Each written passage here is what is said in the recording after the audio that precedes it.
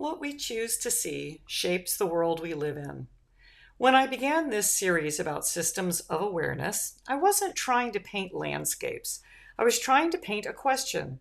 What if the world we experience depends as much on how we perceive as on what is actually there? It began in Joshua Tree. While sketching from a moving car, an eye unexpectedly appeared in one of my drawings. I had seen it on a house as we passed through town. I left it there, and when I looked at it later, I realized that that simple moment became the beginning of a much larger exploration. Not an eye watching us, but an eye representing awareness itself. While staying at the Oasis of Mara in 29 Palms, just outside Joshua Tree, I realized that the desert had become something more than a place. It became a living network.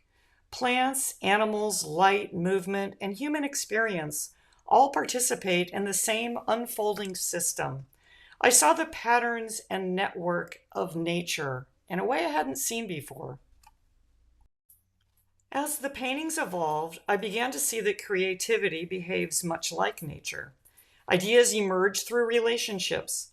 Patterns repeat across scales. Nothing exists in isolation.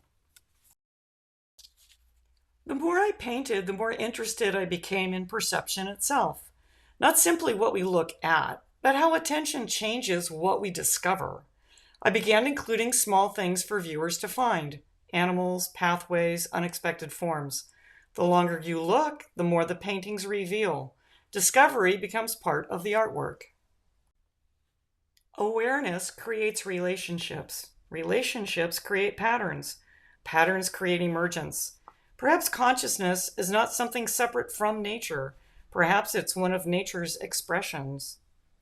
Every viewer brings a different history, a different curiosity, a different way of seeing. No two people experience the same painting in exactly the same way. That diversity of perception completes the work. Working on this series of paintings raised many questions for me. What blooms when attention is cultivated? What becomes visible when we slow down long enough to truly see? I don't believe paintings exist to provide answers, but I do believe they invite better questions.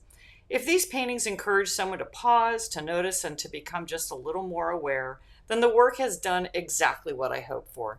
Thanks for viewing my paintings of the Systems of Awareness series, and I believe what we choose to see shapes the world we live in. You can see more of my work at www.artstudiosandiego.com. Thanks.